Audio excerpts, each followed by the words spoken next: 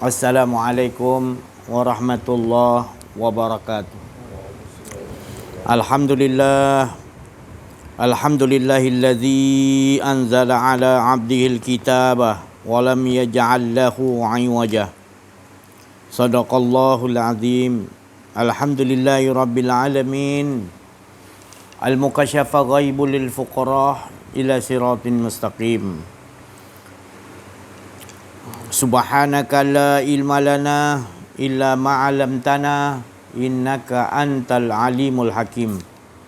La haula wala quwata illa billahil aliyil azim. Fa fahamnaha Sulaiman wa kullan ataina hukman wa ilma. Wa sakharna ma'a Daud al-jibala yusabbihna wa tayra wa kunna fa'ilin. Rabbi shrah li sadri wa yassir li amri wa hlul 'uqdatam min lisani yafqahu qawli. Nurjali sifatullah, sifat menjadi kalam Allah. Terangkan hati hamba-hamba Allah, terang seperti hati Rasulullah sallallahu alaihi wasallam. Alhamdulillah, bersyukur kita kepada Allah Subhanahu wa taala atas nikmat-nikmat yang Allah curahkan kepada kita. Nikmat iman, nikmat Islam, nikmat ihsan, nikmat dapat ma'rifatullah. Nikmat diberi kita nikmat yang besar, iaitu nikmat hidup yang sebelum ini kita belum lagi disebut ada. Dan apabila kita diberi hidup, maka kita mengetahui pula bahawa hidup ni adalah menceritakan, mengesahkan Allah yang maha hidup. Jadi kita ni tidak punya apa-apa pun. Tetap juga dalam keadaan la ilaha illallah. Apa pun adalah hidup ini adalah kisah-kisah, cerita-cerita, skrip-skrip.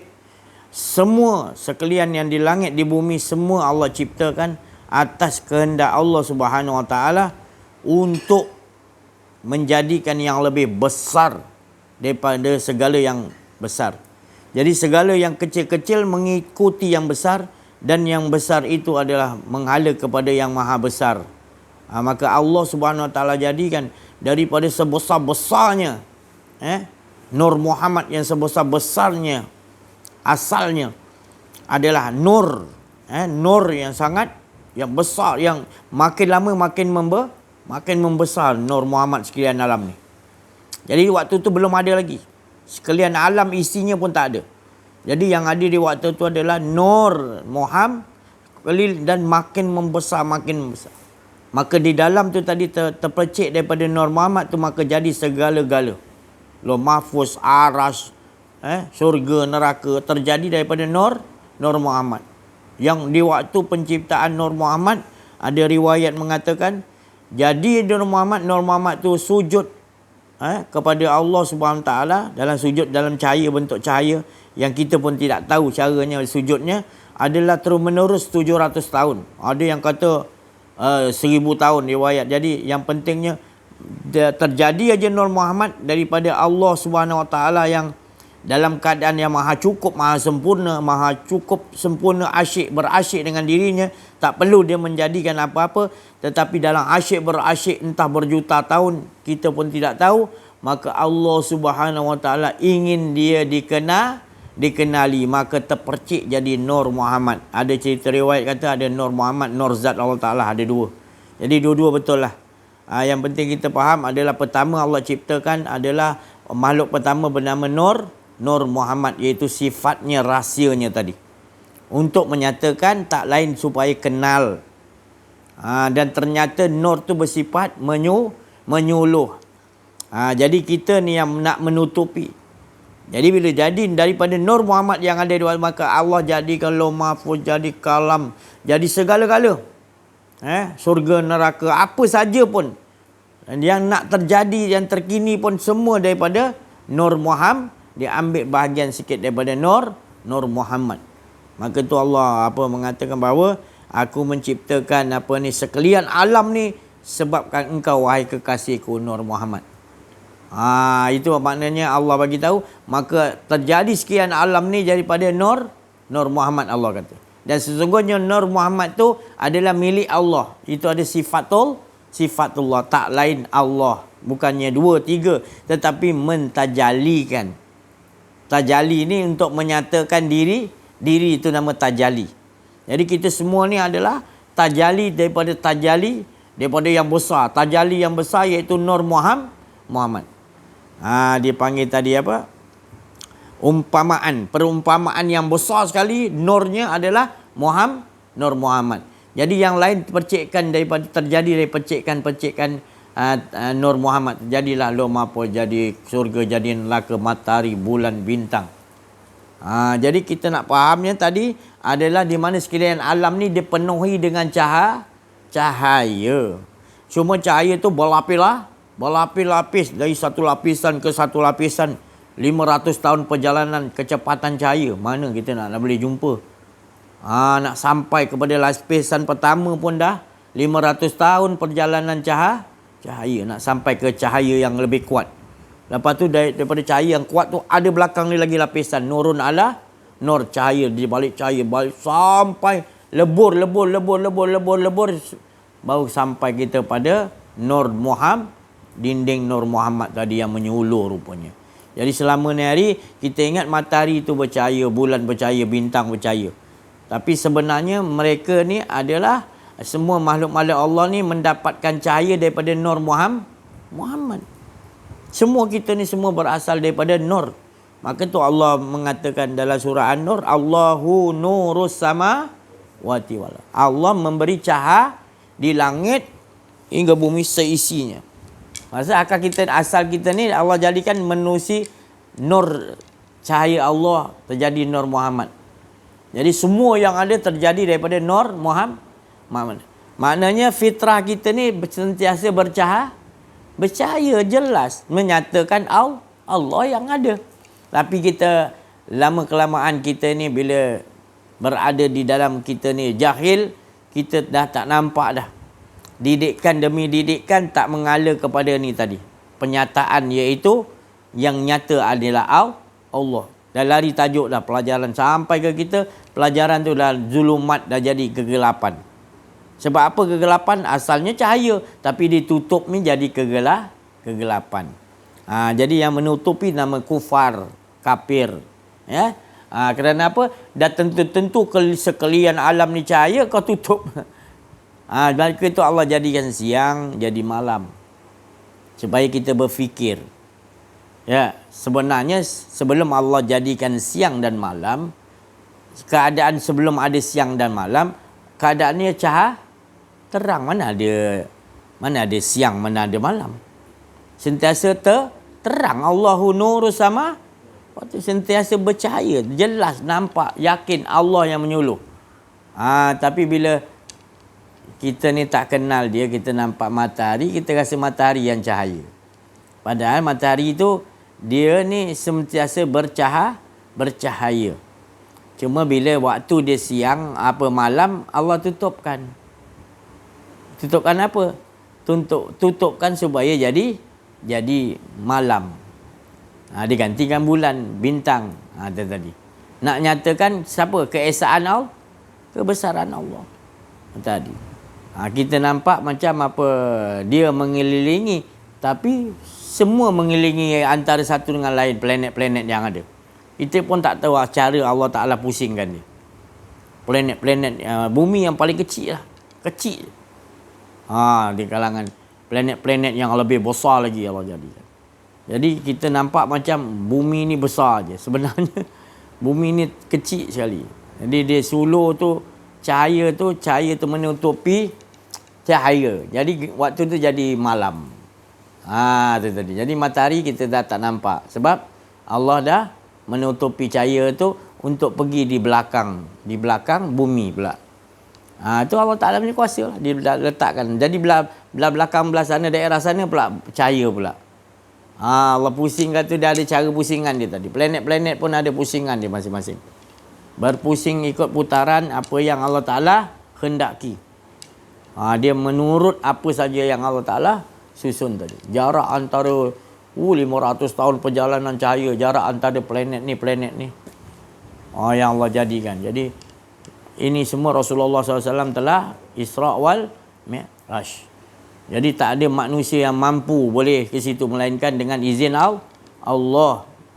Jadi Tak ada manusia ciptakan roket ke untuk sampai ke bulan pun tak boleh sampai. Hancur.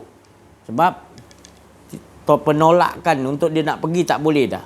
Tarikan tu planet tu dah ada masing-masing tarikan. Kan dia tarik ke arah kamu, hancur kamu.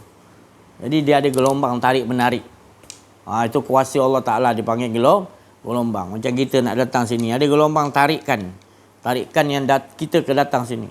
Pendengar-pendengar YouTube yang selalu, itu tarikan untuk kita nak mendengarkan talk ni. Allah yang tarik. Allah yang tarik. Kita tak tahu cara Allah Ta'ala tarik. Kita duduk di sini ni atas izinan Allah. Dia yang memperjalankan kita di sini. Jadi kuatnya kekuatan Allah Ta'ala punya tarikan. Kita nak jumpa sini, kita buat talk sini. Dia macam-macam dia punya, Allah Ta'ala punya susunan. Itu semua kekuasaan Allah. Tarikan Allah untuk dia nak buat. Dia nak buatkan kita ni berada dalam majlis yang ni, yang Allah Ta'ala tadi pilih sendiri. Cerita dalam ni adalah mengagungkan, membesarkan Allah je. Kita tak mau lain. Dia bagi kita rasa ke situ. Itu tarikan. Kuat. Tarikan. Kita buka handphone. Buka je, kita ada, kalau orang cerdik lah, contoh cerdik lah sikit. Dia ada kod orang lain tak boleh buka. Cop jari lah, ada kod 1, 2, 3 ke, 4, 5, 6 ke kan. Jadi dia buka tu ada kod-kod dia tadi. Jadi kalau dia tarikkan tu kepada tu tadi, tarikkan tu kenapa? Kita tak sedar tu. Kita tak sedar kadang-kadang kita dah selalu Allah Ta'ala bawa tarikkan tu tadi. Tapi kita tak alakan Allah Ta'ala, kita alakan kepada keinginan hawa nafsu kita. Maka tu kita buka, kita tak nampak Allah Ta'ala dulu yang tarik kita ke situ. Maka kita buta, kita nampak mata satu dajjal. Kita akan nampak hawa nafsu lah. Mata satu dajjal tu hawa nafsu kita lah tu. Kita lah dajjal tu tadi.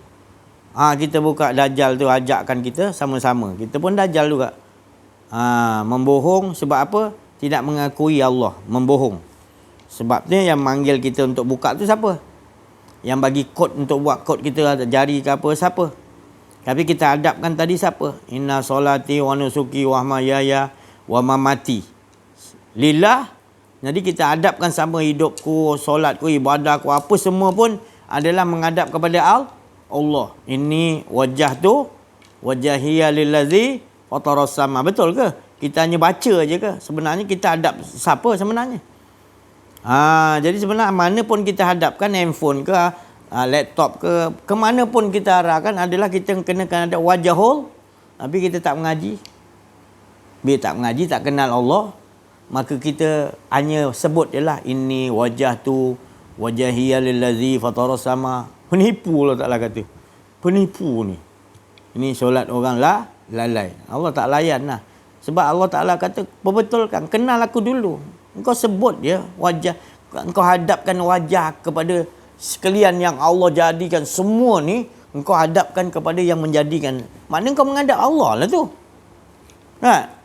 Ini wajah tu wajahiyya lillazi fataras sama wati wal. Siapa yang menjadikan 7 petala langit, 7 petala bumi? Engkau cakap gitu. Kau cakap gitu tapi engkau tak faham apa tu yang menjadikan sekian 7 petala. Maka engkau akan nampak, buta lah engkau akan nampak handphone yang kau buka, kau hadap handphone sebenarnya. Engkau melihat dengan penglihatan mata hawa nafsu. Penglihatan iaitu engkau punya kejahilan tadi. Penglihatan yang Allah bagi engkau sia-siakan dengan penglihatan yang kau nampak adalah sesuatu yang menyebabkan kau jadi buta dengan Allah Ta'ala. Solat kau tu tadi, awal-awal lagi dah kau tidak melihat kepada Allah. Bila tanya, boleh ke manusia sekarang ni boleh melihat kepada Allah? La haula wala quwwata. Disuruh mengaji, kenal dulu Allah sebelum kau menghadap. Sekarang dah 40 tahun kau menghadap Allah, kau menghadap siapa kau tak boleh jawab.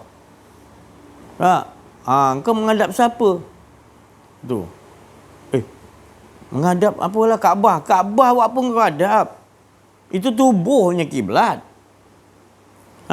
Jadi kita nakkan tadi kiblat roh. Roh kita sentiasa rasakan yang ada hanya Allah. Roh tu yang merasa. Roh tu urusan Allah. Kita nak sampai kepada roh tu, kita faham roh kita tak memiliki apa-apa penglihatan. Jadi roh tu urusan Allah, siapa yang bagi kita lihat? Jadi yang kita lihat tu siapa? 7 lapis langit, 7 lapis bumi yang kita lihat, siapa yang jadikan tu? Bukan 7 lapis langit, 7 lapis yang kita lihat. Tetapi yang kita lihat, siapa yang jadikan 7 lapis langit, 7 lapis bumi? Allah lah yang kita. Jadi kita fana lah semua yang ada, kita tak nampak. Kita rasakan yang ada hanya Allah. Dengan cara, tak adalah keakuan diri. Lenyaplah kita. Tapi kalau dah kasih usali, aku yang solat, aku yang rukuk, aku yang sebut nama engkau, ganaplah kita. Masih lagi kita jahil. Tak lengkap lagi, tak sempurna lagi. Kita hanya sebut nama Allah. Kita tak dengar Allah tu jawab. Sebab Allah itu yang memberikan kita untuk dapat menyebut nama dia. Kita tak terasa pun yang Allah yang membagi kita rasa untuk menyebut. Yang kita dapat tahu iaitu kita yang sebut nama Allah. Padahal kita tak. Maknanya zikrillah kita tidak dilalaikan. Maknanya kita ni sebenarnya kita tak boleh buat apa-apa pun. Yang boleh ingatkan kita kepada Allah tu Allah. Tapi sombongnya kita tadi. Kita tidak bersyukur bahawasanya Allah yang berikan kita kehendak. Kita rasa kehendak kita. Allah yang bagi kita penglihatan, kita rasa penglihatan kita. Kita dah terbiasa sombong begitu. Allah bagi kita tadi pendengaran kan. Kita tak rasa nilai. Sebab apa kita rasa biasa. Semua orang dapat pendengaran. Kita nak duduk jahil gitu. Padahal pendengaran tu nanti bila kita ni nyamuk ke, semut ke, masuk kat telinga kita, kita tak boleh dengar bunyi kerak-kerak. Risau gitu. Sebenarnya Allah nak tegur. Kalau Allah tadi tutup pendengaran tu tadi, telinga kau tak boleh dengar, kau nak mendengar dengan apa? Dia hantar semut, ya. Tu Allah nak ingatkan kita, jangan sombong. Jadi jangan sombong. Tu pendengaran tu. Kita esakan Allah setiap segala sesuatu yang berbunyi. Berasal daripada bunyi Allah. Siapa yang bagi bunyi? Bukan kipas. Kipas tu tak ada kuasa tadi Allah bagi. Dia ambil kuasa pada karen. Karen ambil pada air. Air Allah jadikan kuasa. Kau ambil situ, kau dah tak nampak dah. Bunyi yang menggerakkan tu adalah Allah. Tapi kau masih lagi dengar bunyi kipas. Kalau dengar bunyi macam-macam lagi. Kau tak alakan mengesakan Allah pendengaran. Banyak silap tu. Si Haji ni mengarut dah. Mana ada orang ajar. Itulah. Kalau nak belajar tauhid, biar tauhid betul-betul. Jangan tauhid tu hanya di bibir. Di kerongkongan aja. La ilaha illallah. Tu tak sempurna tauhid tu. Rasulullah tu ajar jelas tauhid. Sampai sahabat-sahabat dah tak dengar apa dah. Dia dengar Allah. Tak ada lihat apa dah. Lihat Allah. Tak ada yang dia rasa dia ada kudrat. Semua kudrat Allah. Berjalan, berdiri, baring, apa pun sentiasa Allah yang susun kehidupan dia. Tak mahu dia merasa ada keakuan diri. Itu tauhid yang sebenar. Dipakai dalam kehidupan. Sentiasa rasakan keesaan Allah. Kudrat Allah. Iradat Allah. Kalam Allah. Tak ada lah hayun, tak ada hidupku. La qadirun, tak ada kuasaku. Tiada. Cuma tiada betul-betul sampai kita rasakan wa ma ramaita idz ramaita walakinna. Sampai kita rasa betul-betul yang gerakkan kita Allah. Kalau kita main badminton, kita tak rasalah kita yang mukul, Allah yang mukul. Aku nampak engkau yang pukul, yang kau nampak luar.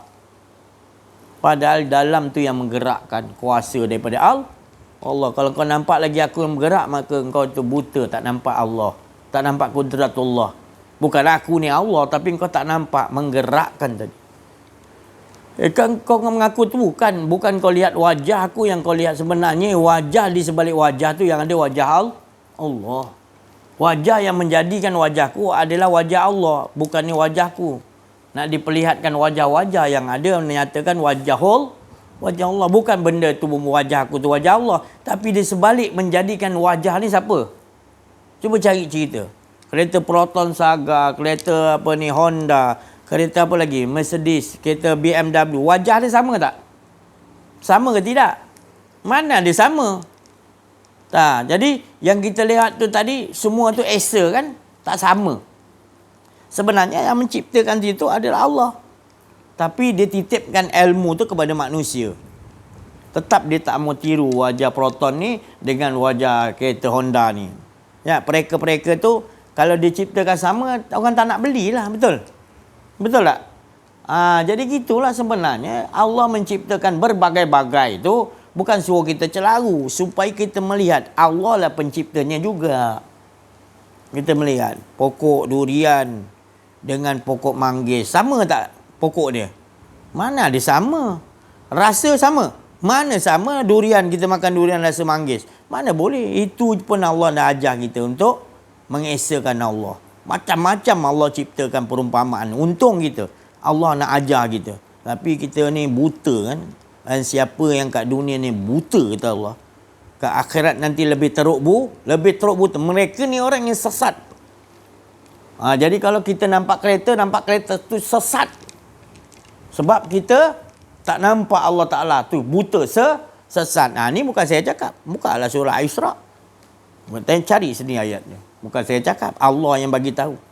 Supaya kamu tahu bahawa sekalian yang Allah nyatakan, menyatakan Allah.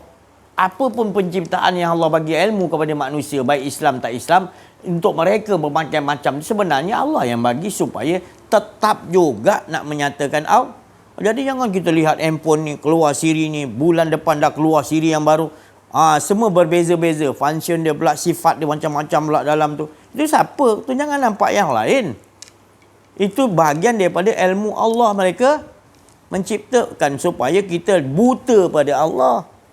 Jadi kita tukarkan. Dan memang betul, dia pun tak boleh menciptakan tanpa ilmu Allah.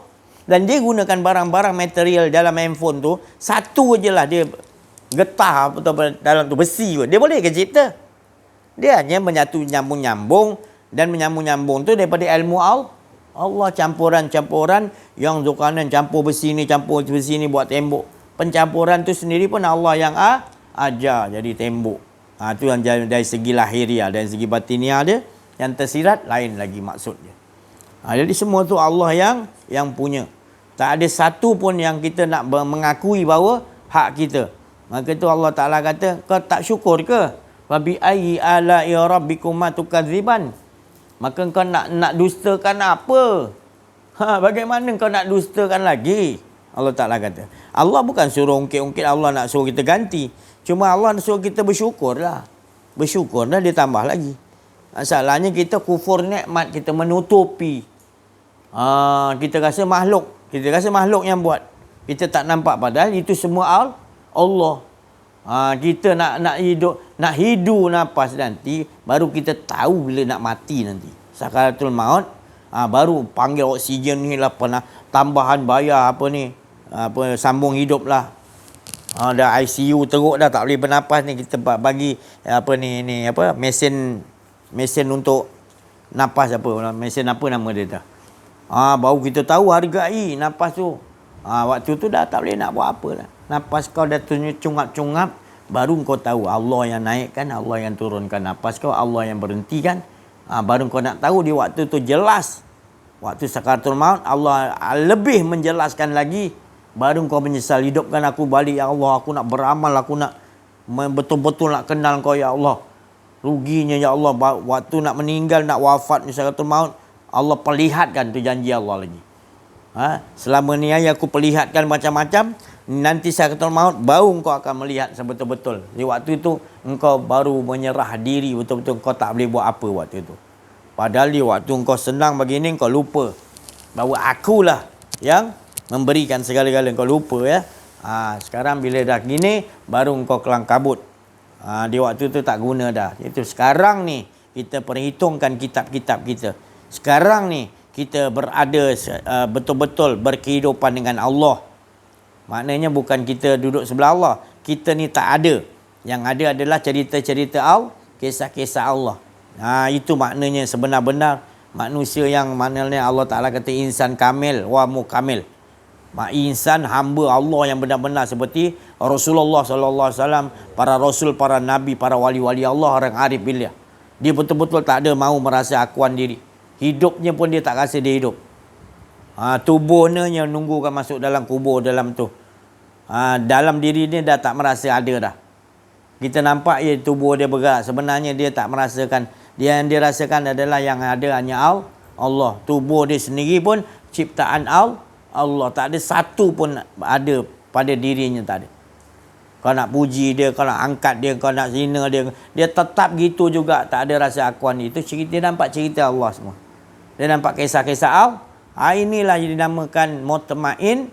Nah, Allah Ta'ala kata jiwa nafsu yang tenang. Nafsu juga tapi tenang. Kerana apa? Dia dah perang. Dia dah perang lawan hawa nafsu amarah lawamah dia. Dia perang bersungguh-sungguh, Allah kurniakan. Di dunia yang kita nak sebenarnya, bukan dalam kubur baru kita nak cari nafsu mutmainah, baru nak tenang selalu dengan Allah. Tak, masa hidup ni kita sekarang ni, kita selalu dengan Allah. Allah selalu ada dengan kita. Dan kita yang tak pernah ada sebenarnya. Tapi kita dah merasa ada, maka itulah kita tak nampak Allah. Tapi kalau kita tak ada, kita rasa memang la ilaha illallah, tak ada kita, semua tak ada, barulah yang ada hanya Allah. Baru betul kita kenal Allah. Tapi kalau kita rasa kita nak kenal Allah, kita dapat kenal tu belum lagi. Kita dapat kenal Allah dari Allah. Apa tandanya? Binasa, tak ada rasakan. Itu tempat yang paling nikmat, tempat yang paling nikmat, tempat yang paling tenang, tempat yang paling aman. Jangan cari tempat lain lagi dah. Itu lebih best, lebih tenang daripada tempat di syurga. Kerana kita dapat pemilik syurga. Itu yang Rasulullah SAW nak ajarkan kepada umat dia tu. Sahabat-sahabat semua dapat dah.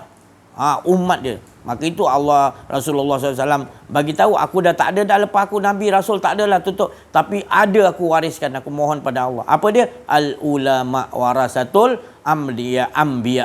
Maknanya para Nabi, iaitu penyambung para Nabi adalah al-ulama. Ulama yang macam mana maksud Nabi? Yang benar-benar dah hilang akuan dirinya. Itu baru dipanggil al-ulama.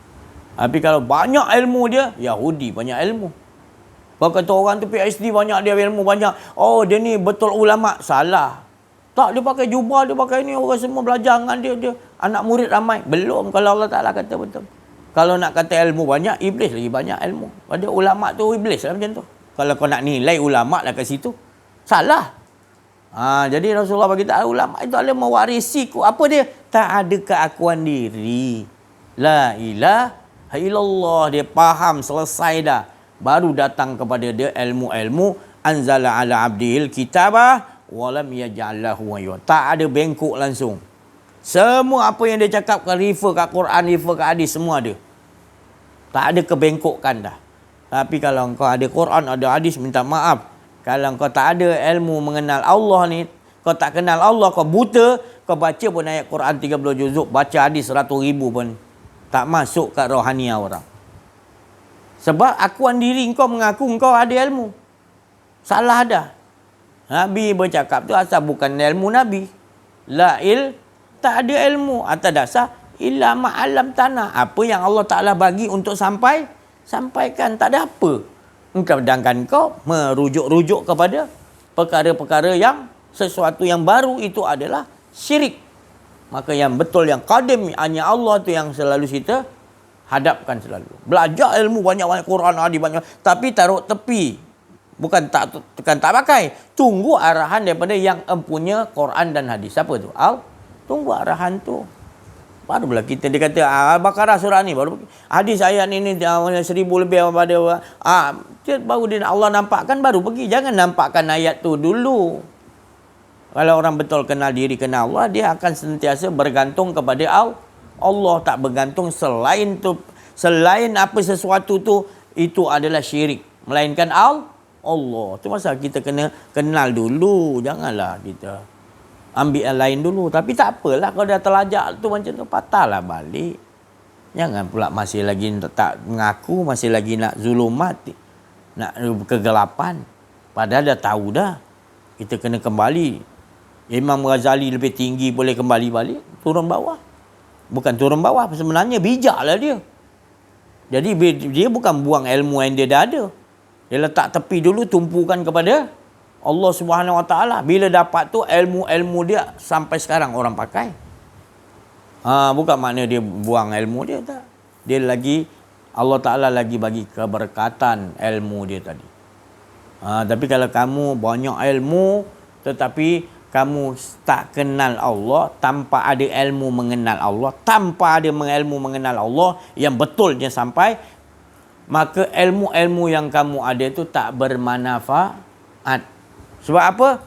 Yalah, bukan kamu mendasarkan dia menombor satukan Allah, tetapi kamu berkata atau atas nilaian untuk nak rasa kamu hebat, kedudukan kamu. Itu yang akan berlaku, iaitu akuan diri kamu ada. Ini berlaku jelas. Jangan pura-pura lah, jangan tipu. Zaman Nabi sendiri pun Allah dah bagi tahu dah. Mereka ni bukan tak tahu, mereka ni faham. Apa yang Nabi cakap tu lagi dia faham. Tapi disebabkan Allah Ta'ala kata apa? Figulu bihim marah. Di hati mereka ada penyakit. Penyakit apa? Penyakit keakuan diri. Sombong, takabur. Dia dah rasa aku lebih hebat daripada Muhammad. Buat apa? Kan? Muhammad ni bawa ajaran baru. Dia kata, lepas tu pengikut aku ramai. Mengapa aku nak? Gitulah orang-orang kalau dah banyak ilmu ni tadi. Bila kebenaran ni sampai, ilmu ni sampai, dia tak ada. Dia rasa macam nanti pengikut-pengikut dia dah ramai nanti. Dia rasa hina. Ya Allah. Tengok tu. Buta ni penyakit. Jadi dia tu tahu kita yang sampai ni betul. Tapi dia rasa macam terhina lah. Kalau aku ni nak jumpa si Aziz ni. Apa dia ni? Siapa? Saya pun tak suruh jumpa saya pun. Saya suruh cari pembimbing rohani yang lain. Tak semestinya jumpa saya. Saya pun nak buat apa ramai-ramai berserabut nanti. Saya bukan mampu pun. Tu tadi. Tapi pergilah. Saya hanya berucap supaya pergi cari. Bukan suruh jumpa saya. Pergi cari betul-betul pembimbing rohani. Sebab nanti kau buta. Kau tak jumpa dia, memang kau buta. Memang ni bukan saya cakap, Allah yang bagi tahu. Dan engkau lah yang Allah Ta'ala kata yang sesat. Sebenar-benar sesat ni bila dia tak kenal, jahil tentang Allah. Sebut nama Mahathir boleh sebut lah. Sebutlah Mahathir, siapa-siapa yang kau sebut. Bill Gates ke apa yang kau nak sebut, sebutlah. Ya, tapi kau kenal ke? Jangan tertipu dah. 60 tahun, 50 tahun aku sebut Bill Gates, aku pergi jumpa dia kat Amerika. Dia tak tegur aku, kurang ajar Bill Gates ni memang. Jangan kata dia kurang ajar, engkau ni tak berkenalan dengan dia. Cuba kau berkenalan 3-4 hari dengan dia. Kan? Dari jauh lagi kau datang, dia dah panggil, mari. Itu tadi. Itulah Allah Ta'ala, dia kata ingin aku dikenali. Sebab Allah tu dah memang faham kita. Kita yang tak faham dia masalahnya.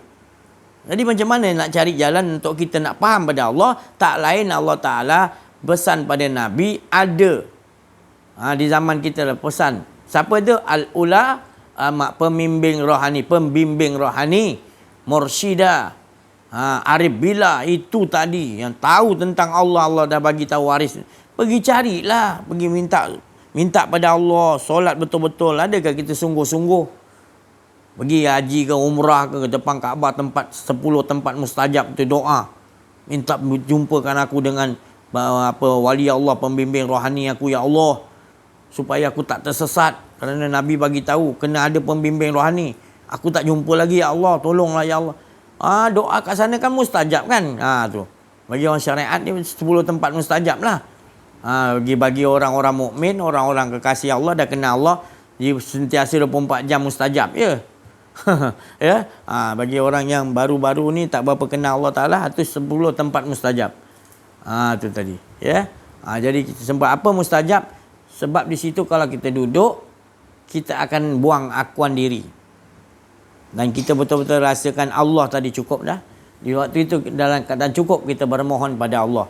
Maka tu setiap doa dimulai dengan Alhamdulillah, disebut Alhamdulillah. Sebab apa? Syukur kita. Dengan bersyukur tu baru kita mau dan kita memuji kepada Allah. Atas nikmat yang dibagi kepada kita terlalu banyak. Kemudian kita berselawat kepada kekasih dia, sifatullah. Kemudian barulah kita mendoakan untuk diri kita ampunan. Nampak step-step diajarkan untuk cara kita berdoa. Pertama, mensyukuri nikmat apa yang telah dianugerah. Masuk Ustaz? Assalamualaikum. Itulah benar-benar kenikmatan yang besar yang Allah Subhanahu Wa Taala anugerahkan kepada kita. Iaitu bila Allah menganugerahi kepada kita ini adalah sesuatu hidup, di mana hidup itu kita tahu bahawa kita ini diberi pengetahuan bahawa hidup ni adalah menceritakan Allah yang Maha Hidup. Itu dulu nak pastikan. Oh, ni tinggi lah si Haji ni, Cik. Bukan tinggi lah, Dol. Dengar baik-baik, ini bukan tinggi. Ini lebih rendah daripada fiqh. Kalau kamu kata fiqh ni asas, ini lebih asas lagi daripada fiqh tu tadi. Awaluddin ma'rifatul awal. Ini perkataan bukan perkataan Nabi, ini perkataan tasab. Iya, tapi ini adalah pecahan daripada kata-kata Allah. Yang belum ada kalam apa-apa lagi, Allah nak jadikan Nur Muhammad, kalam Allah tu, rahsia Allah tanpa huruf, tanpa perkataan tu, dalam keadaan dia asyik, ingin aku kenali. Maka itulah saya cakap, awal-awal apa pun makhluk dia, pertama Allah jadikan adalah ingin dia kenal. Jangan lari tajuk lah. Belum lagi apa-apa kau dah Mahdi. Kau pun tak kenal Mahdi tu siapa. Jadi Allah. Dah biasa datuk nenek aku sebut Allah. Aku tengok dia pun syok sebut nama Allah, aku pun buat syok lah. Tu. Kata 1,000 orang. Atur 1,000 orang. So sebut nama Allah. Cuba cakap dengan dia rasa apa? Rasa? Pelik lah si Haji ni sebut nama Allah rasa apa? La Allah. Itu saya kata kalau tak mengaji, tu alif, lam awal, lam akhir. Itu kita tak tahu apa dia punya function dia. Kalau handphone tahu function dia ni, boleh gini. Ini act ni. Oh, nak naik keluar baru punya ni, lagi banyak function dia. Tahu pula. Tapi yang Allah Ta'ala punya sifat dia tu, la ilaha illallah. Bila sebut nama Bismillahirrahmanirrahim, kita tak terasa pun yang kita ni sentiasa mendapat kasih sayang Allah, dan sekalian alam ini diberi oleh Allah kasih sayang. Apa tu kasih sayang? Hidup ni kasih sayang. Allah yang berkasih sayang, hidup menandakan dalam keadaan dia asyik berkasih sayang. Dia jadikan supaya kita kenal bahawa dialah yang ada tu kasih sayang itu. Tapi bila hidup ni kita tak rasa lebih berharga, kita rasa harta, anak, isteri, suami, itu ini gini-gini selain daripada Allah, kita rasa itu lebih kita fokuskan daripada Allah dan Rasul dan berjuang di jalan Allah. Nantikan azab aku. Ini bukan saya cakap, Allah Ta'ala kata, dan kau cek sini, nantikan azab. Bila engkau berada di dalam azab, kau tak payah jumpa masuk dalam kubur. Sebenarnya kau dah, bila ada je fokus engkau, bila Allah kau tak rasakan lebih hebat, Rasul kau tak rasa lebih hebat, kau rasa yang lain, kau rasa sendirilah. Jangan bohong. Padahal kau dah rasa dah. Aku ni penting diri aku sendiri, dia. Aku ni pentingkan harta, pentingkan jabatan aku, penting daripada Allah dan Rasul ni sekarang ni dah makin jauh aku ni. Sebenarnya Allah dah bagi rasa tu, kau tutup, kau biarkan. Biarkan makin lagi hidup kau makin sengsara. Itu bukan Allah nyaya kau. Ini batang tubuh kita ini adalah kubur. Tanah. Ni daging dia tersalut dengan tulang. Tanah dalam diri kita tu tadi yang kita nak kenal. Sebelum ditanya dalam kubur sana. Badan batang tubuh kita dah duduk dalam kubur. Ini dalam kolbun kita harus kita kenal dulu. Robs kita ni tadi. Nak tunggu masuk kubur yang tu. Lagi teruk lah kalau dah. Kita dah berbalut dengan tanah ni sekarang dah duduk dalam kubur ni. Kita tak mau kenal Allah, berat lah saya nak cakap dah. Bukan saya takut-takut kan. Dah awal. First Allah Ta'ala kata, jangan cerita banyak, ingin aku dikenali. Jangan cerita banyak lah. Kalau dah banyak sangat ilmu tak faham, turun balik. Bukan buang ilmu tu. Bukan ilmu yang ada tu tak betul. Tahu tepi dulu. Selagi kau pegang pada ilmu dulu, tak pegang pada pemilik ilmu, selagi tu kau jahil. Selagi tu ilmu kau tak bermanfaat, engkau tak rasa tenang nanti. Iblis lagi banyak ilmu, tak usah cerita lah. Iblis lagi banyak ilmu. Amalan dia lagilah ratus juta tahun kita pun tak tahu. Kalau nak kata kita amalan banyak, nak kata ilmu kita banyak. Saya tak katalah tak boleh beramal. Saya aja cakap jangan beramal, kita kenal. Bukan saya cakap gitu. Saya cakap tadi kenal. Kalau kita tak kenal, itulah jadinya. Kita tercari-cari apa benda yang sebenarnya yang tak cukup. Minta maaf saya cakap. Memang kau takkan rasa cukup selain Allah. Baik kau ada ilmu tinggi macam mana pun, kau takkan, kau pura-pura je buat bahagia. Itu orang yang mana Bill Gates ke apa yang kaya-kaya ni, dia buat syok je, gembira. Dia tak, jiwa dia tu ranap tau. Jiwa dia rosak. Dia pun tak tahu nikmat apa yang dia dah sampai tak dapat nak rasa nikmat dah. Tapi duit banyak semua senang. Kita nampak kaya dah senang, tak? Kita tertipu. Sebenarnya kesenangan tu atas diri kita. Kita kenal tak? Kalau kita kenal, bahagialah kita. Sebab memang gitu. Memang gitu. Diri kita ni naluri, dia fitrah kita adalah ketuhanan kembali. Sebab alam roh kita dengan Allah. Innalillahi wa inna ilaihi. Jangan cari lain dulu. Bila kita dah dapat tu senang. Sekarang ni kita dah selain daripada tu pas nak patah balik payah. Lepas tu nantilah, tunggulah sampai sekaratul maut baru nanti menyesal. Tolong hidup balik aku ya Allah. Jangan sampai jadi kita tak tahu nyawa kita tak kejap lagi. Kita ni, saya ni besok ke lusa kita tak tahu. Jadi itu cepat kembali. Jangan merasa akuan diri, kembali. Itu nama kembali. Jangan orang nak meninggal pandai kita cakap innalillahi wa inna ilaihi, meninggal dia. Kita tak mati-mati lagi. Kita rasa kita tak mati. Orang yang kita nampak mati, kita nampak. Kita tak rasa kita ni mati dulu. Sedang Nabi kata, apa Ustaz? Hadis kata, mati sebelum mati. Bahasa Arab dia. Mutu kombelan. Tu Nabi cakap. Ingat main-main ke Nabi cakap? Punca jadi tu, masalahnya kita takut mati. Cinta tu penyakit ni tadi. Yang menimpa umatku, kata Nabi. Penyakit waham, Ustaz. Berat tak berat tu Nabi kata. Ini yang berlaku dalam kehidupan kita. Kita nampak manusia ni dah cinta dunia melampaui sangat hingga tak nampak, tak fokus Allah Ta'ala dalam hidup 24 jam. Part time, full time tu kepada makhluk keakuan diri. Sampaikan apa tambahan pun kita nak minta juga tambah lagi untuk menyibukkan diri kita kepada makhluk. Part time pun kita tak fokus kepada Allah. Solat pun kita tak boleh fokus dengan Allah dah.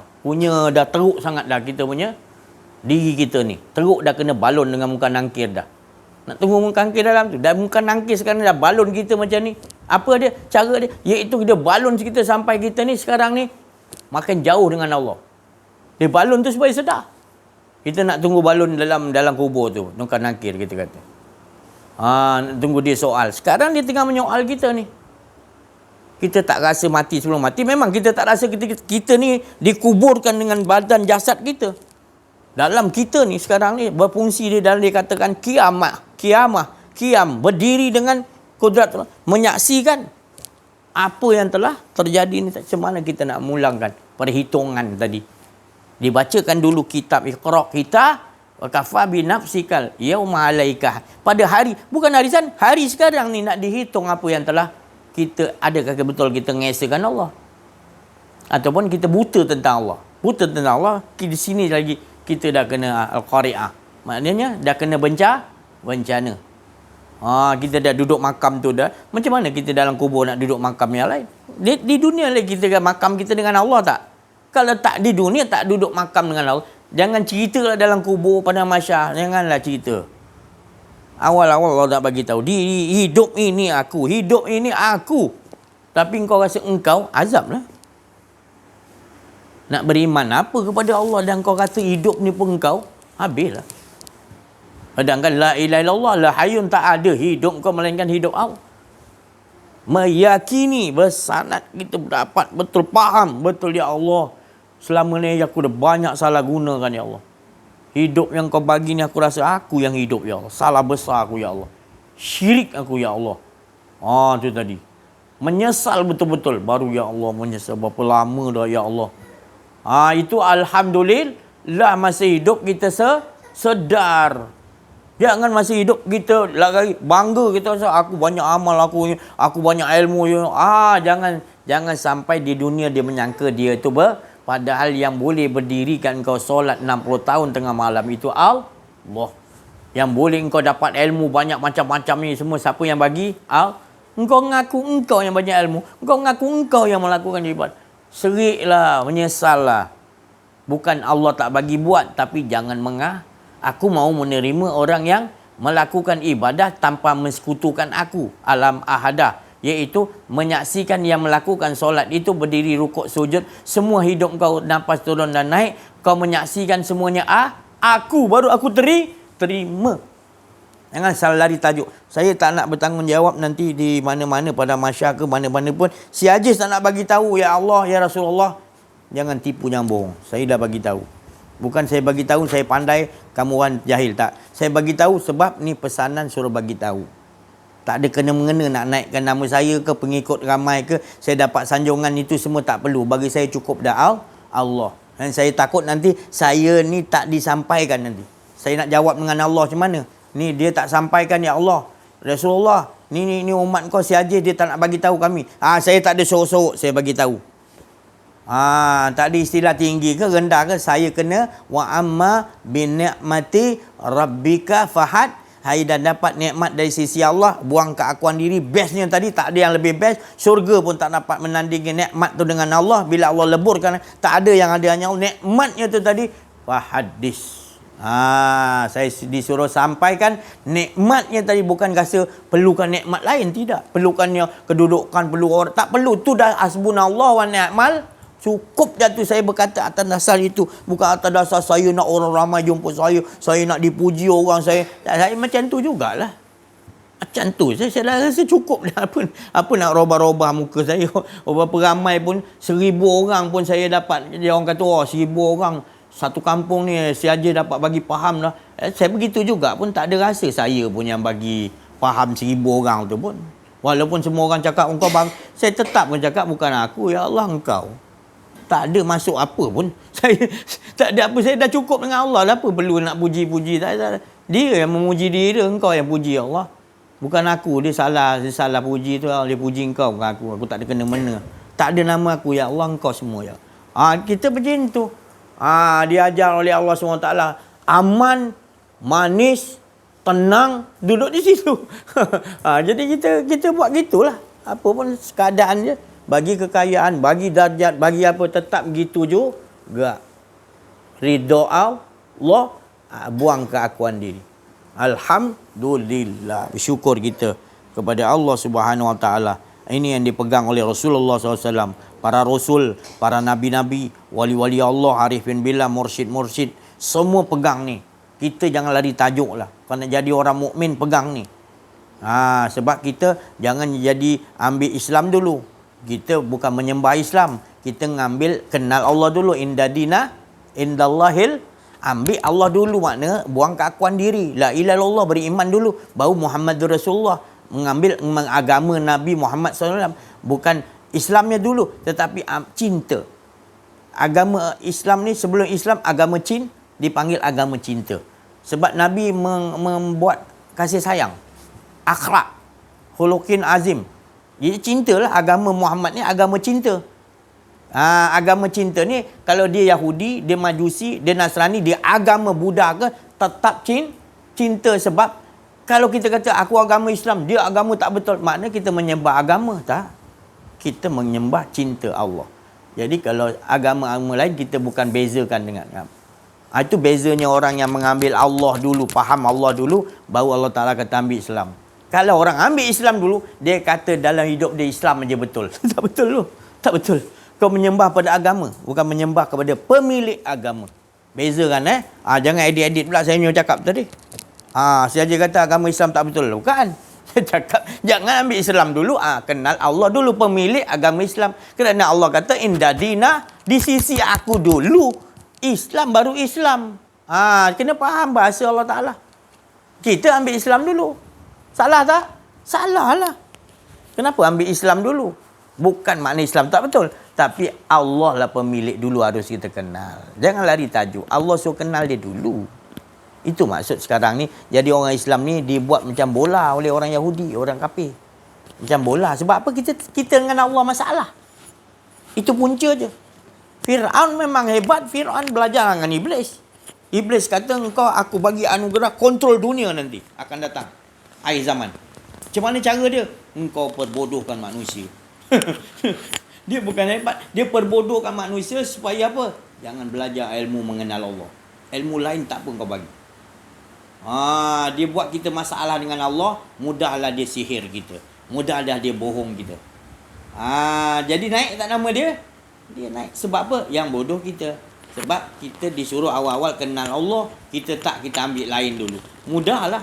Itu iblis bagi nasihat dekat orang Yahudi, ataupun dinasihatkan, dia bagi petua kat Dajjal. Dajjal anak murid dia Yahudi, dia bagi tahu, buat penyembahan ni aku bagi special, engkau akan kontrol dunia ni. Memang betul Yahudi kontrol dunia. Sebab apa? Bukan dia hebat, dia perbodohkan manusia ni dengan kejahilan tentang Allah nombor satunya. Supaya jadi tak faham tentang Allah, jahil lah dia. Bila jahil, engkau boleh kontrol dia. Nak masuk chip dalam tangan kita nanti kan. Kita kata hebat lah kita ni. La ilah. Engkau sendiri pun kau tak rasa hebat ke Allah bagi. Bila kau tu ada Allah aja, kau hebat tau. Ini dia perbodohkan kau masukkan chip, kau rasa kau hebat. Tak payah bawa apa-apa dompet. Pergi mana? Ya Allah, kau kata hebat. Bodoh balik. Dia kena bodoh, ikut dia. Ilmu Fir'aun tu kau ambil. Memang lah dia memang suruh kau jadi bodoh je. Ikut je. Duduk dalam kerajaan ni, duduk yang kerajaan, pemimpin kita pun, kita lantik pemimpin yang bodoh. Ambil apa yang tak kenal diri, tak kenal Allah. Sebab rakyat pun gitu juga, tak kenal diri, tak kenal Allah, jadi bodoh kan? Jadi kita rasa pemimpin ni boleh, rakyat ni. Sebab rakyat pun tak faham mala tuju dia kenapa nak pilih pemimpin macam mana. Tidak kata orang mukmin dalam Quran, orang mukmin pun dia tak tahu ciri-ciri orang mukmin. Pertama, ciri-ciri orang mukmin adalah bila disebut nama Allah, dia kenal Allah, bergetar takut dan rindu. Innamal mu'minuna allazina iza dzukirallah. Kita pun tak tahu. Tak apa ni pemimpin ni, dia orang mukmin. La ilaha illallah. Engkau sendiri tak kenal ciri-ciri orang mukmin, engkau nak pilih orang mukmin macam mana? Jadi rakyat kena cerdik lah sekarang ni. Kena cerdik nak pilih pemimpin. Pemimpin tu jadi jahil, naik jadi pemimpin yang jahil tentang Allah sebab rakyat yang pilih. Sebab apa rakyat pilih? Rakyat pun jahil, jadi bagi ilmu bodoh. Ilmu bodoh tu apa? Ilmu makna kau jahil tentang Allah. Semua banyak rumah-rumah kita pergi, semuanya dah kena rasuk dah. Sebab apa? Dia tak mahukan Allah Ta'ala rasuk lah, tak kena rasuk lah. Ada orang datang rumah kita, dia kena rasuk. Kena rasuk. Orang kabut bawa rumah. Ustaz, tolong Ustaz. Ni rasuk ni. Kau pergi Ustaz sana. Aku bukan bidang aku. Ada pula yang bidang agama tu dia tak boleh nak handle orang kena rasuk ni. Sebab bukan bidang aku. Dia pergi tak apa jawab lah. Sebab jumpa siapa? Jumpa si Ajis ni yang sesat ni, yang tak betul ni jumpa. Kita kata ni tak kena rasuk ni. Semua kita yang kena rasuk yang tukang bawa. Yang tukang bawa tu lebih kena rasuk lagi. Sebab apa? Dia dalam keadaan lalai kepada Allah tu, kena rasuk lah. Jadi yang kena rasuk ni bagus, dia nak repair supaya dia sedar kepada Allah. Jadi yang kena rasuk ni bagus dia ajar yang lain-lain. Sebenarnya kita yang lalai kepada Allah ni yang kena rasuk. Faham tak faham? Jadi kalau faham cerita sebenar, kita akan tahu siapa yang kena rasuk, siapa jadi zombie sekarang ni, siapa dia. Kita kenal lah. Tapi kalau kita tak belajar kenal diri, kenal Allah, payahlah. Orang tu dah bersifat tadi lebih teruk daripada binatang pun kita tak tahu. Bukan nak cari buruk orang, tapi memang Allah dah bagi tahu. Kalau orang tu tak kenal diri, tak kenal Allah, balahum kal an'am, mereka ni lebih teruk daripada binatang ternak. Tu tadi Allah dah bagi tahu tu. Jadi kita faham-faham sendirilah. Ya. Jadi kita nak jadi binatang ternak ke lebih teruk daripada binatang ternak ke, atau kita nak jadi betul-betul hamba Allah yang sejati. Tu tadi ya. Betul-betul hamba yang berabdikan diri kepada Allah, dia kenal kepada Allah, dia abdikan diri kepada Allah, tidak ada rasa keakuan diri. Saya rasa cukuplah sampai sini dulu insya-Allah. Minta pencerahan daripada Al-Fadil Ustaz kita, Al-Fadil Ustaz Ahmad Auza'i Al-Masri dan Syekh Latif dan yang lain-lain insya-Allah. Bismillahirrahmanirrahim. Alhamdulillahi rabbil alamin, wassalatu wassalamu ala rasulil amin wa ala alihi wa ashabihi ajmain. Subhanaka la ilma lana illa ma 'allamtana innaka antal alimul hakim. Rabbi shrah li sadri wa yassir li amri wa hlul 'uqdatam min lisani yafqahu qawli. A'udzu billahi minasyaitonir rajim. Bismillahirrahmanirrahim. Laqad ja'akum rasulun min anfusikum 'azizun 'alaihi ma 'anittum harisun 'alaikum bil mu'minina ra'ufur rahim. Fa in tawallaw faqul hasbiyallahu la ilaha illa huwa 'alaihi tawakkaltu wa huwa rabbul 'arsyil 'azim.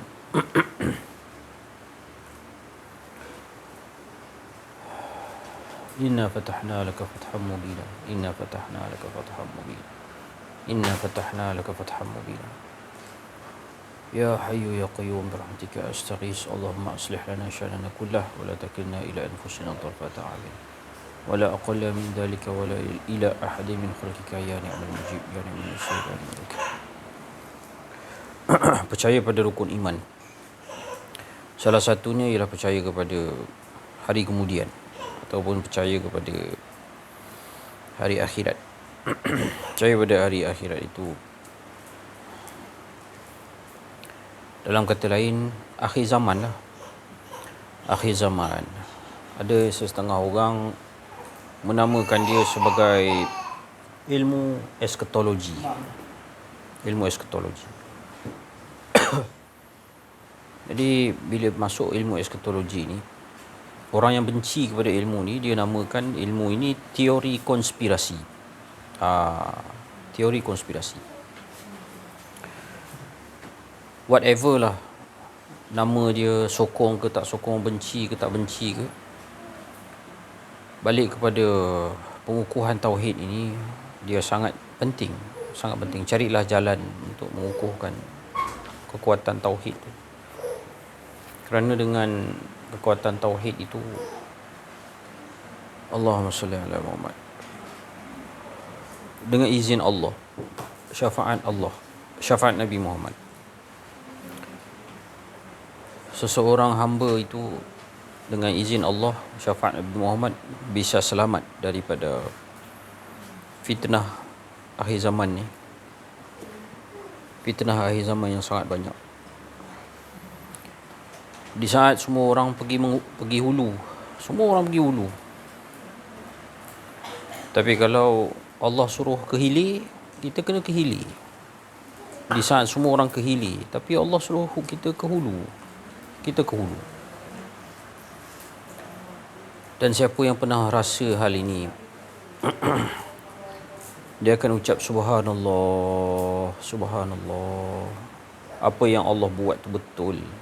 Apa yang Allah lakukan pada diri dia tu betul. Allahumma salli ala Muhammad.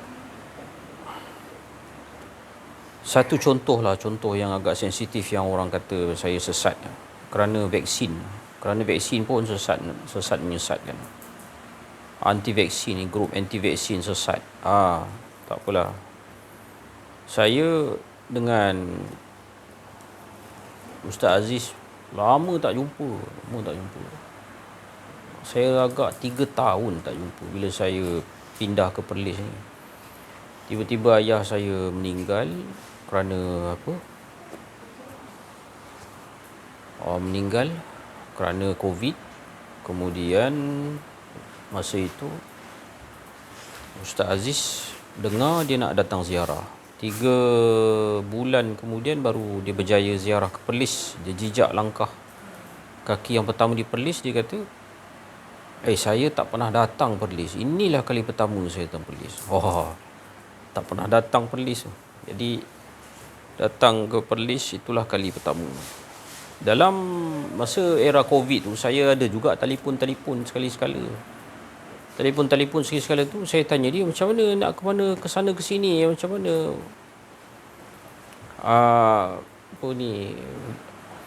nak kena vaksin ni.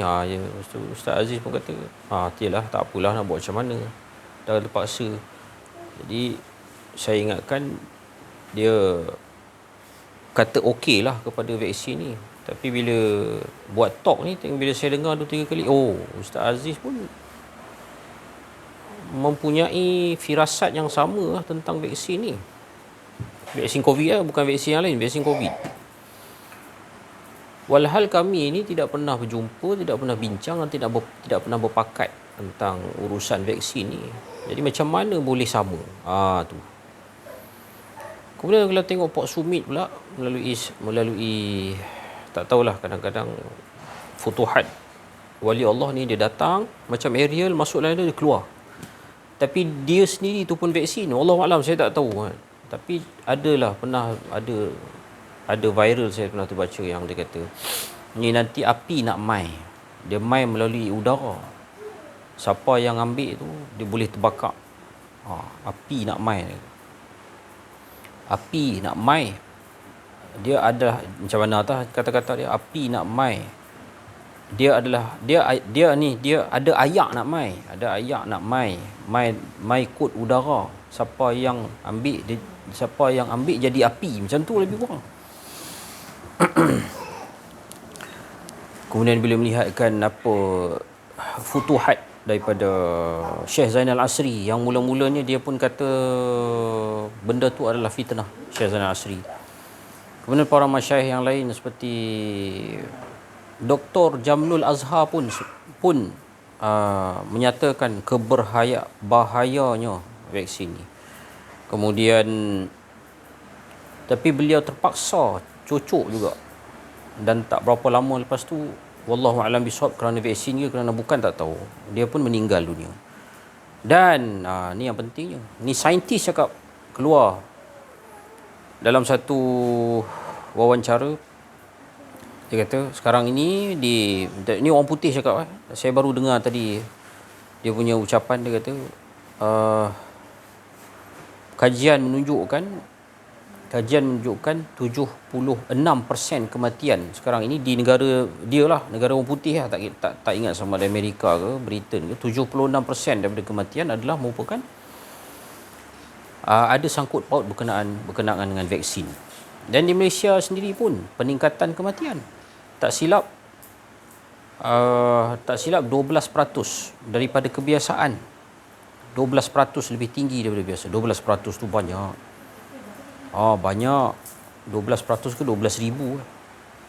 Boleh cek balik lah. 12 sama ada 12% ke 12,000.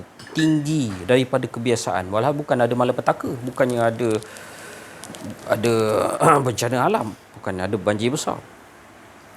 Tapi dari tahun ke tahun selepas pasca vaksin ini, peningkatan sebanyak 12%. Jadi fakta-fakta ini, statistik sudah ditemukan, sudah dikeluarkan. Pakar-pakar matematik, pakar statistik baru nak keluarkan sekarang hasil-hasil penemuan yang berkaitan dengan vaksin. Akan tetapi para arifin billah ni, mereka ini keputusan tu datang awal. Saya minta maaf mengambil masa sikit. 1 tahun sebelum saya mendengar tentang perkataan COVID, 1 tahun sebelum saya mendengar perkataan COVID, saya mendapat satu mimpi. Ni saya kena sampaikanlah pasal mimpi ni, bukannya ada makna apa pun, mungkin mainan tidur kan, tapi nak cerita juga sebab dah tercerita dah ni, dah terlanjur bercerita pasal karamatil awliya, futuhat ni. Dan juga mimpi bukan nak kata apa, saya tak ada apa, saya orang biasa je. Saya ni orang biasa je. Saya ni dalam kategori orang biasa, tetapi pernahlah ada satu mimpi.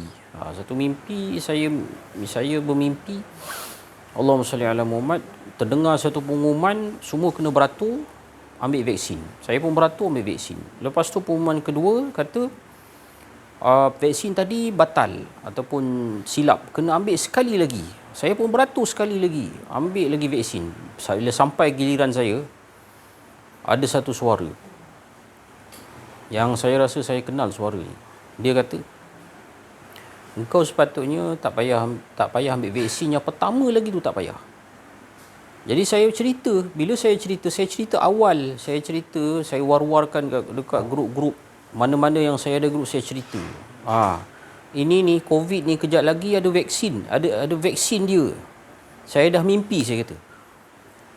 Masa tu orang tak percaya. Pasal masa tu orang dewasa tidak ada langsung diwajibkan vaksin, melainkan nak pergi umrah saja. Jadi kita ni dengan vaksin tu jauh sampai penyakit apa pun nak terfikir diri tu patut divaksin, sangat jauh. Bagaikan bumi dengan langit, jauh dia. Tiba-tiba betul. Masa betul tu saya kata, ni nak kejap lagi ada vaksin nombor 2 ni. Ada vaksin nombor 2, saya dah mimpi. Saya kata, tapi orang macam biasalah, tetap tak percaya dengan mimpi-mimpi ni. Saya pula kena cerita sebab kita satu jamaah, satu keluarga. Dia kalau salah seorang daripada adik-beradik tu mimpi, dia bagaikan semua pun dapat mimpi yang sama. Kalau seorang mimpi jumpa Rasulullah, kalau dia rasa kena ceritakan, sebab dia macam bersilang-silang. Satu tu kalau dapat isyarat kena cerita supaya semuanya dapat faedah. Tiba-tiba tak lama kemudian benar-benar diumumkan oleh Bill Gates ada vaksin nombor 2. Tapi macam biasalah, orang tetap tak percaya dengan mimpi, terus dia ambil vaksin nombor 3, vaksin nombor 4. Saya bukan anti vaksin sebenarnya. Kalau saya juga kempen bahawa saya ini tidak galakkan orang makan karbo ataupun makan nasi ke makan ni kan. Tidak bermakna saya anti nasi. Itu nama dia ketofastosis, iaitu nak stabilkan balik, nasihatkan balik tubuh badan. Bukannya anti dengan nasi, bukan. Begitu juga dengan vaksin. Kita tak anti vaksin. Masalahnya vaksin itu betul ke vaksin? Jadi pakar-pakar ilmuwan berkata mRNA bukan vaksin. Dia bukan sejenis vaksin seperti dulu. Dia adalah merupakan satu eksperimen DNA. Dan penemu ataupun pencipta mRNA sendiri telah berkata bahawa mRNA sangatlah bahaya. Allahumma. Saya bukan nak cerita panjang-panjang berkenaan dengan vaksin tak vaksin ni. Cuma nak ceritanya ya tuan-tuan, Syekh Sa'id Ramadan Al-Buti berkata, Allahumma salli ala Muhammad. Para arifin billah ni, dia melihat awal satu-satu perkara tu. Kemudian orang awam pula, mereka ini melihat perkara yang sama selepas semuanya musnah. Saya ulang balik. Orang arif billah ni melihat daripada mata cahaya. Mata cahaya. Itu yanzuru binurillah. Jadi mereka bagi nasihat awal. Manakala orang awam pula hanya dapat melihat selepas segala-galanya musnah. Allahumma salli ala Muhammad. Segala-galanya musnah. Allah. Apa yang perlu dilakukan sekarang terhadap apa yang setelah musnah? Jawapan dia satu je. Jawapan dia ialah minta maaf. Orang yang pertama-tama sekali mengeluarkan fatwa wajib tetapi sunat, harus tetapi wajib, itulah dia orang pertama yang mesti minta maaf. Kerana daripada fatwa itulah berlerit-lerit segala peraturan-peraturan, segala SOP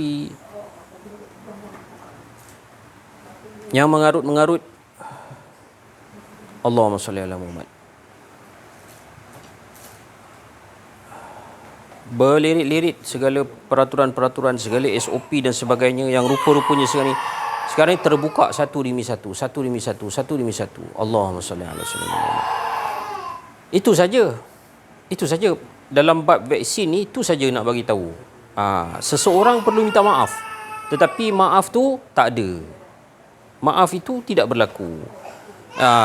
Inilah dia salah satu daripada keakuan diri.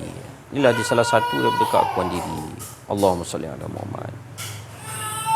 Tapi tak apalah, nak buat macam mana kan? Kita hanya bercakap saja, kita tak mampu buat sesuatu yang lebih daripada kuasa yang kita ada.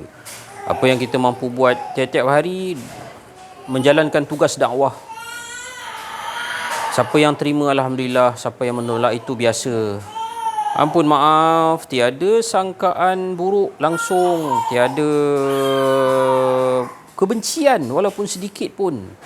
Tetapi sebenarnya yang menjadi masalahnya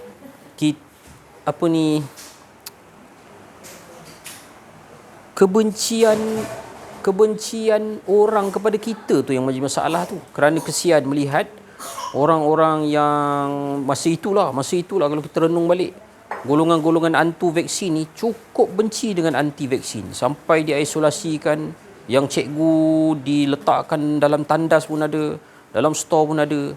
Itu yang kita kesian, kebencian anti vaksin terhadap anti vaksin. Itu yang kita risaukan. Anti vaksin tak pernah benci. Anti vaksin pun ada lah, agaknya lah, ada juga yang melampau kan. Tapi sama-sama minta maaf lah, yang melampau kena minta maaf juga kan. Yang melampau, yang radikal, mana-mana grup pun ada, tapi janganlah sampai menggadaikan kasih sayang. Semua ni kita bertindak atas kasih sayang. Kasih sayang dan baik sangka. Kasih sayang dan baik sangka. Begitu cerita dia. Oleh kerana itu, saya minta maaf kerana mungkin ni perkara yang saya sebut ini adalah satu perkara yang sensitif, tapi dia merupakan satu contoh besar. Satu contoh besar yang semua orang terlibat. Tak ada orang tak terlibat, termasuk kanak-kanak dan bayi yang baru lahir pun nak disuntik dengan vaksin COVID kalau boleh. Allahumma salli ala Muhammad. Dan sekarang ini pakar-pakar, saintis-saintis menyatakan ramai orang yang keguguran. Ramai orang yang keguguran, kandungan mati. Dah umur 7 bulan, 8 bulan dalam kandungan mati pun berpunca daripada vaksin. Bila tanya orang tua-tua, orang-orang sesepuh yang umur 70, 80, dulu ada tak kes-kes sebenarnya berlaku? Kata mereka, dulu tak ada berlaku kes mati dalam kandungan yang sangat banyak. Bayangkan dalam satu majlis, menziarahi seorang yang mati dalam kandungan bayinya, tiba-tiba sebelah kita ni kata, isteri dia pun berlaku benda yang sama. Baru berlaku benda yang sama. Bila isteri dia datang tanya, kawan dia pun berlaku. Orang berjangkit-jangkit. Apa bayi ni bayi siapa? Bayi kita lah. Bayi umat Islam. Umat Islam ini kalbunyan, maknanya kalau sakit peha kanan, peha kiri yang tak ada kena-mengena pun sakit juga. Bila sedih dia, bayi dia mati dalam kandungan, rasa sedih tu melekat ke hati kita juga, terguris hati kita juga. Takkan kita tidak mahu bertanya-tanya apakah puncanya? Allahumma salli ala sayyidina Muhammad. Wallahu a'lam. Kita teruslah berjalan dengan harapan dan penuh tidak ada keakuan diri. Yang pentingnya kita 100% 100% menghilangkan keakuan diri. Bila menghilangkan keakuan diri, kita berada dalam benteng yang selamat. Wassallallahu ala sayyidina Muhammad wa ala alihi washabbihi wasallam. Alhamdulillahirabbil alamin. Bismillahirrahmanirrahim. Assalamualaikum warahmatullahi wabarakatuh. Alhamdulillahirabbil alamin wassalatu wassalamu ala asyrafil anbiya'il mursalin wa ala alihi washabbihi ajmain.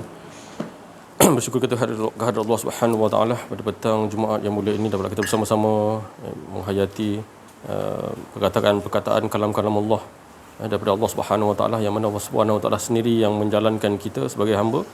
Allah Taala memperjalankan kita bagi menghadiri majlis ini. Kita tak ada apa-apa pun seperti yang dikatakan tadi. Aziz berkata tarikan. Tarikan Allah Subhanahu wa taala tu, gelombang-gelombang tadi tu. Jadi alhamdulillah Allah Taala sendiri yang memilihnya. Kita tak ada daya upaya pun.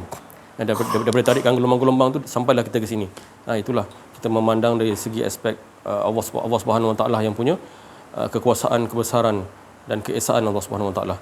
Jadi apa yang nak disampaikan adalah berdasarkan kepada mutakalimun Allah Subhanahu wa taala. Tak ada daya upaya kita. Kita nak nombor satukan yang tu je. Sebab apabila kita ceritakan benda ni, kita memikirkan, saya suka memikirkan yang dulu. Semalam pun saya cakap, kalau saya ajar siapa-siapa yang anak-anak buah saya dan sebagainya, takbiran yang begitu banyak, saya sampaikan, saya melihat diri saya yang begitu bersandarkan kepada ilmu ke apa, semua ada kat situ. Saya tengok. Jadi saya rasa, semalam saya cakap, saya rasa malu dengan Allah Subhanahu wa taala. Betapa malu saya, ibarat gitulah, ibarat kita, ya Allah, kalau bersih dengan air laut pun Allah susah nak hilang keakuan tu yang dikatakan mengaku macam-macam itu. Kita malu bila kita dah diberi faham oleh Allah Subhanahu wa taala, kita dah tinggalkan benda ni dah lama, kan? Kita memikirkan yang dulu tu, keadaan kita, ya Allah, kita punya kafir kita punya kejahilan kita begitu banyak. Tak kisahlah kita belajar dulu, kita belajar dan sebagainya, lepas tu kita mengajar dan sebagainya. Ini saya sendiri, saya pun mengajar apa dan sebagainya. Anak buah pentadbiran yang macam-macam lah. Dari segi aspek keagamaan, dari segi aspek keselamatan, aspek macam-macam, keselamatan, apa semua. Jadi kita belajar benda tu, tapi kita mengaku tu yang ada benda tu. Kita ialah sebab tak tahu, tak ada siapa yang tunjuk jalan ni. Kan? Bukanlah kita kata kita, tapi alhamdulillah Allah Taala titipkan benda tu.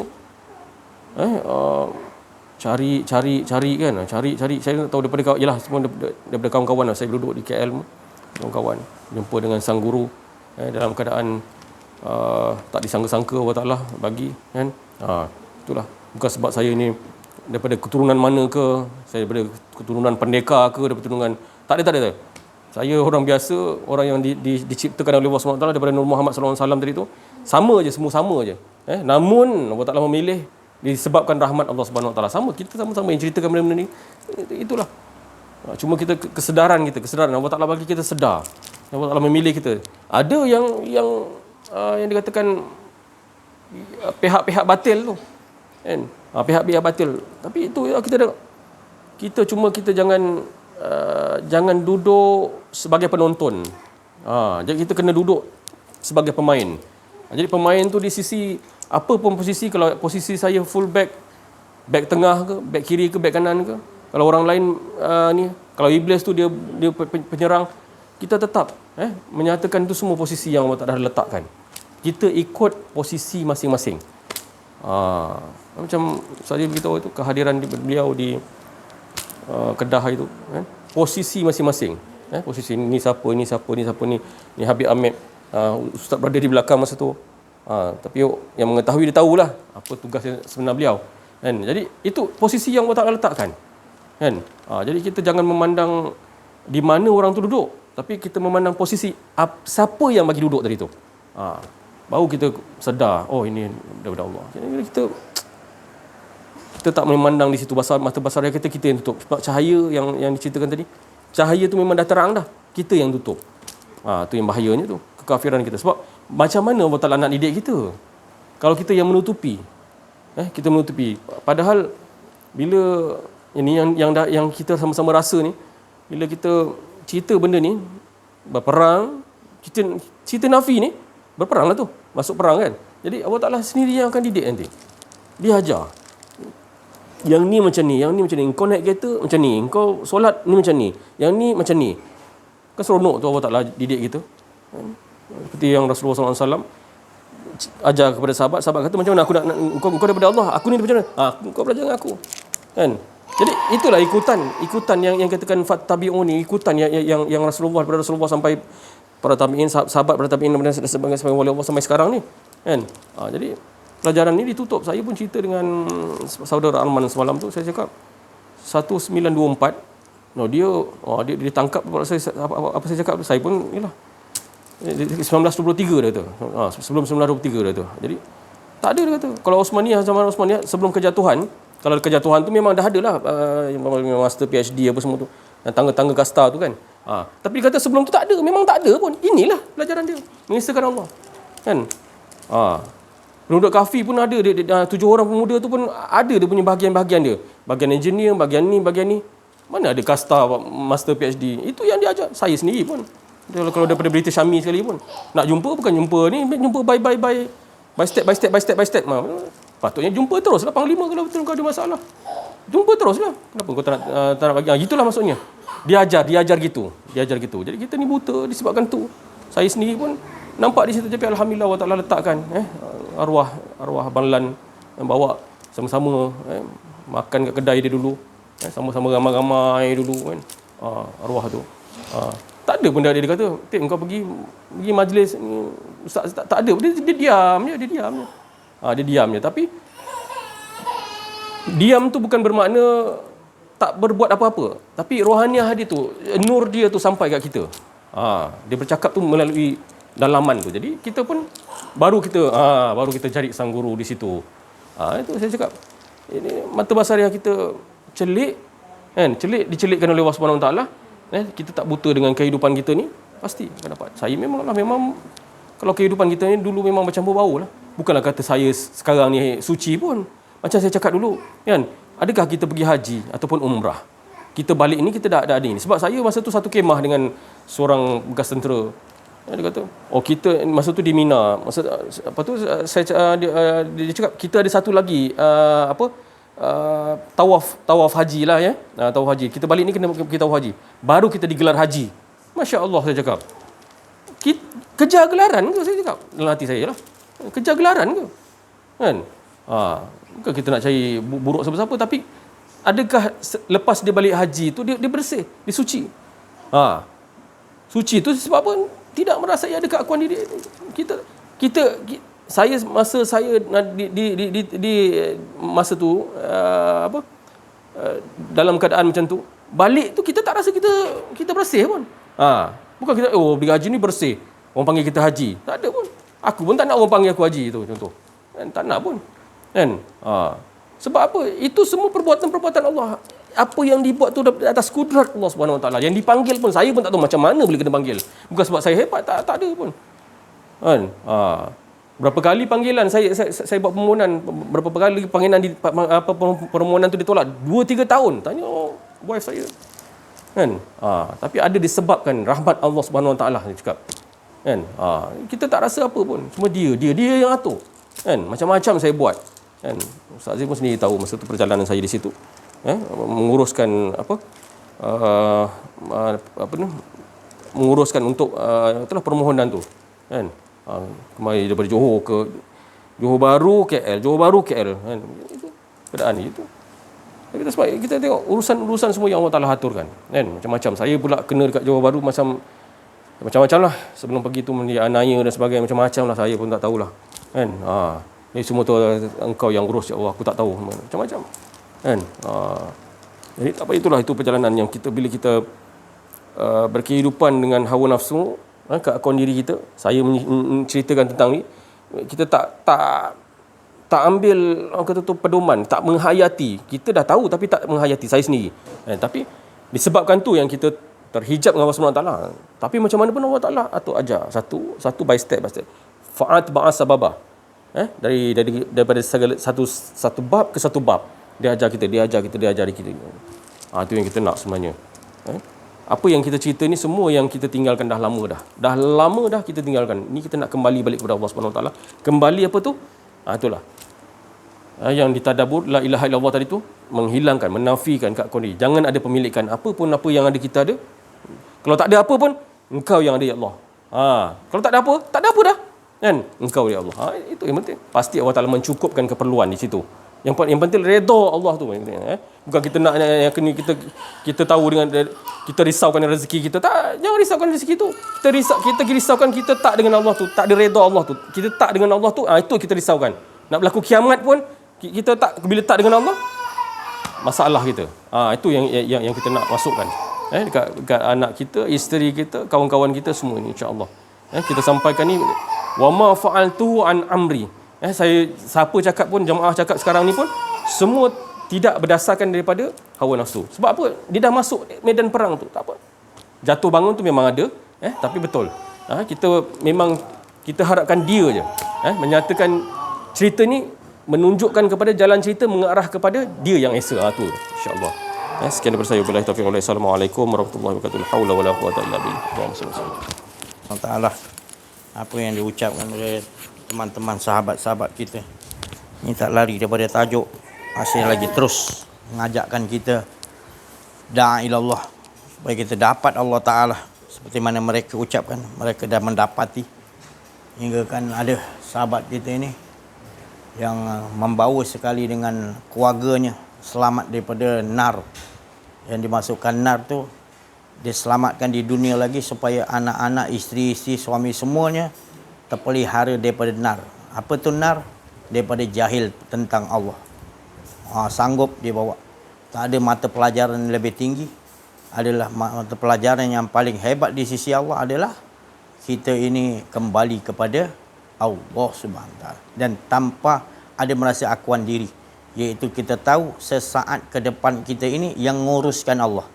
Sesaat ke depan anak kita, isteri kita, siapa pun kita melihat semua sesaat ke depan siapa pun makhluk Allah, Allah lah yang menguruskan. Itu tadi. Maka itu Allah kata ayat ni mutasyabihat. Jangan salah faham. Yadullahi fawqa aydihim. Dalam Quran Allah Taala kata tangan Allah di atas tangan Muhammad. Itu tadi. Jadi Jangan bayangkan Muhammad punya tangan tu tangan Allah, bukan. Itu ayat tu mutasyabihat, perlu dibedah siasat.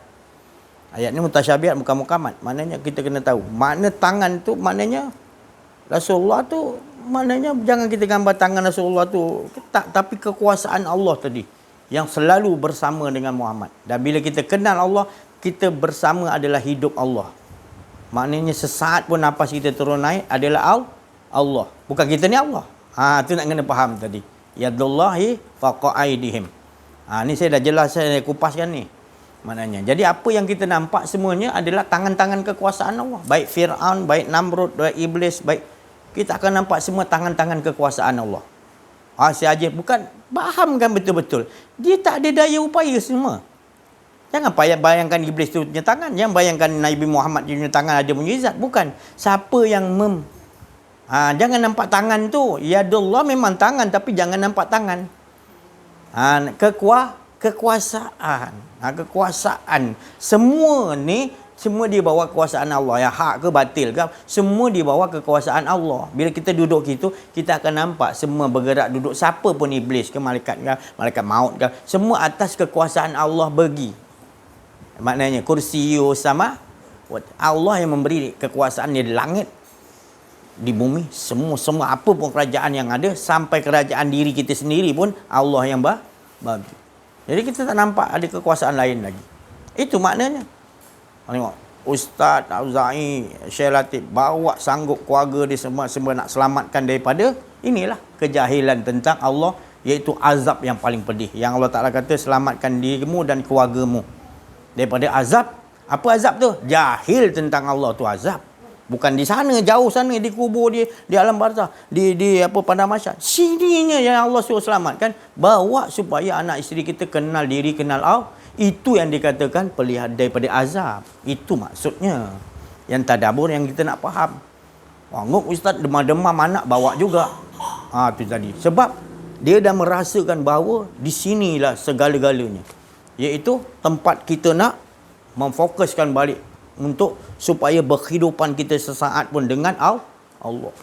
Dicas balik, dikuatkan balik dengan kasih sayang ni tadi. Tak ada lain cara. Jadi kalau kita nampak yang lain, maka itu semua kerugian.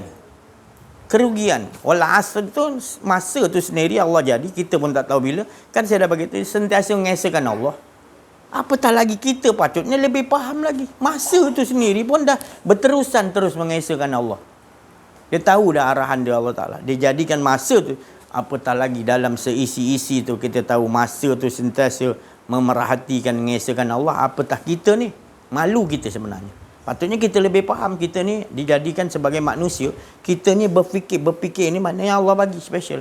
Tapi mengapa kita tak fikir ke arah yang pertama sekali, iaitu ke arah mengenal Allah dulu? Mengapa kita lari tajuk yang lain dulu? Kenapa boleh kita tanyakan, kenapalah aku ni tak Allah dulu, sedangkan belum jadi apa-apa, Allah dulu yang ada. Mengapa aku tak bagi faham Allah, suruh aku faham dia dulu? Mengapa aku pergi? Jadi bukan tu tak betul, Allah suruh tinggalkan, pergi ke betul-betul. Nanti ambil balik baru kita boleh faham. Ya Allah, balik manfaat ilmu kita yang dulu tanpa kita kenal Allah. Imam Ghazali belum berapa kenal Allah, tapi bila dah kenal Allah, sampai sekarang kitabnya dipakai. Kerana manfaat berkatnya ilmu tu bila kita kenal Allah. Kalau ilmu aja tanpa keberkatan, tanpa kita kenal Allah, takkan ada keberkatan, kata Nabi. Sikit ilmu, sikit amal, dengan adanya kenal Allah bermanfaat. Banyak ilmu, banyak amal, tapi tak ada ilmu mengenal Allah, tidak akan bermanfaat. Ini kata Rasulullah SAW. Lebih kurang maksudnya gitu. Bukan Nabi tak bagi belajar, jangan salah faham pula. Utamakan nombor satu, ingin aku dikenali, Allah Ta'ala kata. Jangan lari tajuk lah. Tolonglah, jangan lari tajuk. Nanti kamu rasalah betul betapa pentingnya saya selalu cakap ni. Biasa selalu saya cakap ni sebab saya tahu inilah puncanya menyebabkan Islam ni dibuat macam meja hidangan oleh Yahudi. Sebab dia dah perbodohkan kita, jangan belajar, jangan biar jahil tentang Allah. Dia banyak ilmu tak apa kita bagi, Yahudi kata. Sebab gutuk guru kita Dajjal dah dapat information daripada iblis, engkau nak kontrol dunia manusia ni, engkau harus bodohkan manusia, jangan bagi dia kenal Tuhan. Kalau dia kenal Tuhan, dia pandai, kau tak boleh cek makan. Kau sihir, kau tipu dia pun tak jalan. Kau tak boleh buat apa-apa dengan dia. Iblis dah bagi tahu pada Dajjal. Dajjal bagi tahu anak murid dia, begitu. Jadi jangan lari tajuk. Tolong kita nak kuatkan umat Islam ni dengan bagi ni dulu. Kalau yang dah belajar tu belajar terus. Tapi yang ni mustahak ni, amaliahkan betul-betul dalam kehidupan kita. Fahami, jumpa mursyid yang betul-betul nak jelaskan. Pergi cari betul-betul mursyid yang boleh betul-betul ajar kita tanpa diharapkan upah, tanpa berkepentingan. Betul-betul nakkan kita ni dapat Allah Ta'ala. Itu yang kita cari. Al-ulama warasatu anbiya, yang bersifat begitu. Nakkan kita dapat Allah Ta'ala, nakkan kita kenal Allah Ta'ala, baru dia rega. Jangan salah faham. Itulah warisan Nabi yang betul-betul Saya rasa cukuplah sampai sini. Terima kasih perhatian semua. Mohon maaf kekurangan kesilapan. Wa afu minkum wa billahi taufiq wal hidayah. Assalamualaikum warahmatullahi wabarakatuh. Takbir. Sallu ala Nabi. Bismillahirrahmanirrahim. Wal 'asri innal insana lafil khusr innal ladzina amanu was salihati wa tawasaw bil haqqi wa tawasaw subhan